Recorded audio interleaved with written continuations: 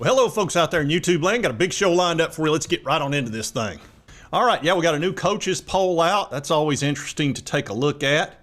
And also, we're going to talk about Connor against the spread. Yeah, Connor had a lot of success, especially his first year when people didn't quite know what was going on. But anyway, let's get into this coaches poll first. Now, USA Today came out with their coaches poll. CBS covered it as well. See, SEC had a total of 9 teams in the preseason coaches poll, and the Big Ten had 6, and the Big 12, man, they got 5. ACC had 3. So 9, 6, 5, and 3 for the Power 4 in the top 25. Let me do the math on that. Well, that means there's 2 teams in there that are not in the Power 4. I wonder who that can be. All right, going to start out with Texas, number 1 with 28 votes. That shouldn't surprise anybody. Texas has spent up to $40 million this season on their team. $6 million on one dude, which is Arch Manning, who you should be excited, Texas. That guy looked really good in his limited play last year. He threw for like 900 yards. He can run, too. He is a legitimate dual threat dude. So Texas is sitting pretty right now. Then Ohio State, that should shock nobody. I do have a couple of concerns. New offensive coordinator, new defensive coordinator. So that's continuity. And there is a new quarterback in town, Julian Sayin, which they nabbed from Alabama in a midnight raid when they were picking up Caleb Downs as well. Anyway, number 2, I'm fine with them there. Penn State, number 14, that shouldn't surprise anybody. They looked really good last year. They've got their quarterback. They stole the defensive coordinator from Ohio State, which is teams in conference like to do that. It's not only do you improve your defense, but you hurt your biggest opponent. So not uncommon in today's college football. It's been happening for years. Georgia only got 3 votes. New quarterback, Gunnar Stockton. People aren't super excited about him. I think he's going to be pretty good. And Georgia doesn't need a world beater. They're going to have that great defense. They don't have Todd Monken anymore. They've got that Bobo dude. But they're going to be really good. It's Georgia. They're going to be very difficult to deal with. Notre Dame sitting at number 5. They're going to replace their QB. Notre Dame's for real. They've been recruiting like crazy. NIL has changed things dramatically for them. They don't have to play in a big-time conference. They don't have to play a conference championship game. They should have an easy route to the playoff. I'm fine with them at 5. Clemson got 2 votes. I can think of one coach that would have voted for him, the Dominator. Probably not Shane Beamer, though, if I had to guess. It might have been Carolina Jackpot. He might have voted for him. Oh, this is going to get damn ugly right here. He loves Clemson. Anyway, they've got Cade Klubnik. He's ranked number 1 just in a lot of polls for QBs. So I'm fine with him at number 6. That seems reasonable. Oregon, number 7. They got to replace their quarterback. They're loaded with talent. Oregon's got Nike money. They got money coming out the yin-yang. They're going to be fine. I'm fine with them at number 7. They were number 1 most of last year. Alabama, Kalen DeBoer. Got his guy back, Ryan Grubb, shake and bake as I call him. Let's see, their quarterback's Ty Simpson. They've got a couple of different options, too. They got a 5-star waiting in the wings. They got the dude they brought in from Washington, and they've got 5 stars everywhere. They should be fine. Everybody's picking them to really rebound from last year's horrible 9-3 regular season. What the hell is even that? LSU, number 9. I'm going to tell you what, this is all about the first game. If Brian Kelly can somehow get over the hump where he loses every opening game the last 3 years in a row, got to play Clemson. Might be number 4 in a row. We'll see. Got them at number 9. And again, these are coaches poll. This is not, any politics. Miami, I'm fine with that. Now, there'll be nobody in their stands watching their games, but in the ACC, they're going to be tough to beat. And they got Carson Beck, who I think is a terrific quarterback. I know he gets a lot of shade. Georgia was better with him. Arizona State, they have a terrific quarterback. I'm fine with them at number 11. Illinois, number 12, they also have a great quarterback. South Carolina, speaking of quarterbacks, look, that's probably the highest they've been ranked in a long time in a coach's poll right off the bat. It's all about Lenore Sellers. Everybody's going to be watching him. Probably one of the most dangerous dual-threat quarterbacks I've ever seen. Here's Michigan. Oh, boy. We're going to be talking about Michigan here in a minute. Don't you worry, Connor. Jeez, you don't have to be a dick about it. Sitting at number 14, we don't know if they're going to get a postseason game regardless, whether it's a bowl game or whether it's the playoff or whatever. They've got their new 5-star quarterback. We'll see, but here in the next week or two, we're going to know something about Michigan. I think they're going to get hammered. We'll talk more about them in a minute. Ole Miss at number 15. They got a brand new quarterback. I'm fine with them at 15. Here's SMU. They got a terrific quarterback again, and they looked good last year. They got oil money. Look here at DJ Lagway and Billy Napier sitting at number 17. This is a guy that was fired. He was the most fired coach ever. And then suddenly DJ put on a little cape and went out there with hopping around on his good leg and won a bunch of ball games for him. How about them Gators, baby? Big time W against old Lane Train. DJ's the key to that team. They are a different club with him. Here's Tennessee. We got bopped all the way down to 18th. This has everything to do with Nico. We'd have probably been about 10th otherwise. We don't know. We got Joey Aguilar. We had the whole Nico debacle.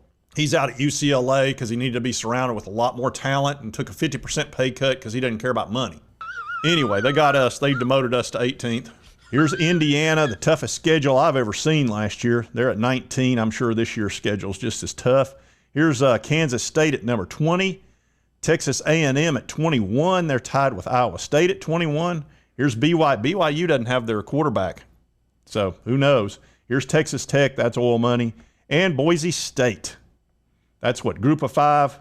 And I think Texas Tech's group of 5 or something, aren't they? What are they? Or is it Iowa State? I don't know. I guess it really doesn't matter.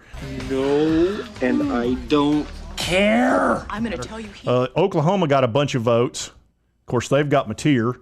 Missouri's right there with a bunch of votes. Those receiving votes. Let's see. Louisville's up there. USC, Utah, Baylor. There's Auburn.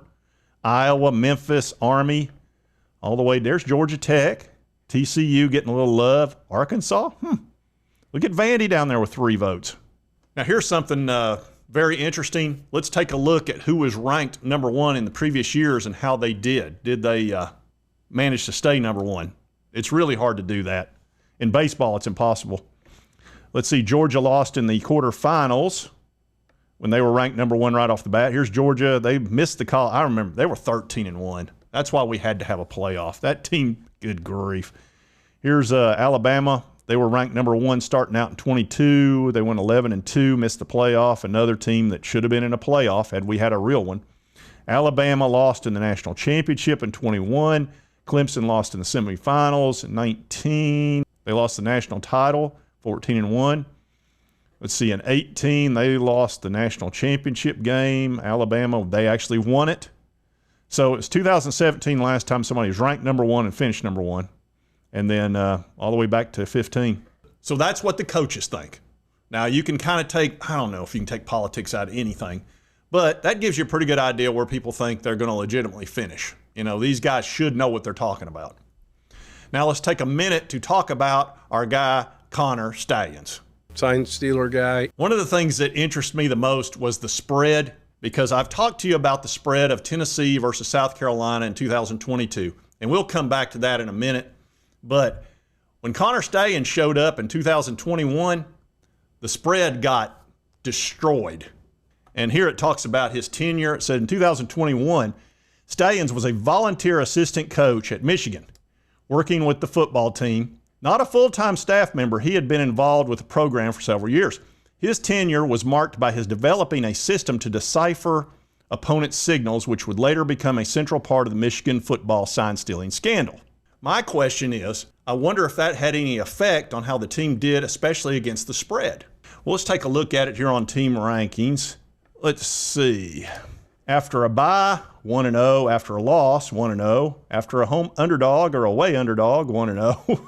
Rest advantage, 1-0. As home team, 6-1. Regular season games, 11-2 against the spread, which is 84.6%.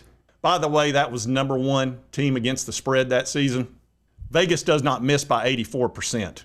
Vegas doesn't miss to that level. And realize Vegas was adjusting every week. They just couldn't catch up with Michigan for some reason. I don't know why. And speaking of the spread, Justin Spiro did this just to show you the numbers. Now, granted, this takes into consideration his entire tenure there, Mr. Stallions. 2015 to 2020, Michigan was 32-38-1 against the spread, so almost 46%. Then 21 through 23, 68%, and then 2024, 46%. Funny, 46, 68, 46. So that's a pretty good jump during that time. If you bet on Michigan, man, you did well. But they obviously caught up a little bit, so it went from 84% to 68% over that time. So Vegas was able to kind of adjust a little bit. It's hard to catch up to something you don't know what's going on. Allegedly. And look there, old Connor got the game ball in a game in 2022, which is first year actually working for Michigan. You know, it's kind of rare for an analyst to get the game ball, don't you think? Isn't that a little weird? He was making $60,000 a year his first season. He gets the game ball. Why would you give a guy the game ball for that? You give the quarterback a game ball, maybe the linebacker who has 3 sacks, something like that. You know, a wide receiver that catches 5 touchdowns in a game the way that Jalen Hyatt did against Alabama. But an analyst who's supposed to be behind the benches almost gets the game ball. I guess old Harbaugh knew a little something more than we did. And that brings us to this ball game right here. This is where South Carolina scored 9 straight touchdowns, 63 points against Tennessee, 38, which is a 25-point victory. And, of course, Tennessee was favored by 22.5 points. So a 47.5-point miss. It was the worst miss by Vegas the entire season. I cannot find anything that's in the 40s. I was able to find one at 39 points. This was Middle Tennessee State against Miami. Miami was favored by 25, and they lost by 14. So that's the closest I could find was 39-point miss in 2022. Tennessee's was obviously the worst. If there's one worse, I can't find it anywhere. And, of course, the odds of having the worst spread, especially by that much, are astronomical. First of all, to have the worst spread mix is 1 in 1,572. That's how many games there were. I was unable to get a statistical miss on such a huge spread because it's so crazy. Artificial intelligence tried to help me. They said extremely rare, highly improbable. I came up with an odds of 0.006, way under 1%, but that's based on having the worst spread. It's still probably worse than that. So for some reason, when Connor Stallions showed up, spreads kind of went out the door. They're winning at 84%. Tennessee gets the worst spread mix in the entire season. And, of course, the weird part was all the talk about Shane Beamer saying that just a couple of weeks before playing Tennessee, Beamer told reporters that he shares information with other programs' coaches about their opponents. How about that? That was an A to Z Sports. Interesting. And, of course, they wore wristbands for the first time in that game all season. Holly Rowe of ESPN reported that. So she got that from the sidelines. And there's just literally a litany of circumstantial evidence that just blows your mind as far as the spread mix in that game and, of course, Michigan in 2021 as well, all the way until he finally got discovered. And then it went right back to normal with Michigan. Yeah, went right back to normal. Isn't that weird? 2024, right back to normal. Wonder what could have been the difference. And I'll be discussing this with one Carolina Jackpot on the 15th at 9 p.m. on Rec Talk. We're going to have a debate about this very thing, and he's going to explain how these things just happen. They just happen. What's the big deal? 47.5-point spread, that's nothing. Connor Stallions, see, that's normal for a team to go from a 47% against the spread to 84. It just happens. It's no big deal. Why are you making a big deal out of this? I don't get it. Come on. Let it go. Well, let me tell you something. This channel ain't called Frozen for a reason, because I don't let anything go like this. I'll be at that debate. Believe that. Well, I didn't think you had it in you. I'm your huckleberry. Why, Johnny Ringo, you look like somebody just walked over your grave. And if you like this content, be sure to hit that like button. Lets me know continue to cover all these big college sports stories. And if you've not subscribed, boom, boom, boom. Hit that button right there. It won't cost you a dime. Right over here is a video YouTube thinks you'll enjoy based on your viewing history. We'll see you next time on Sports Talk Jay.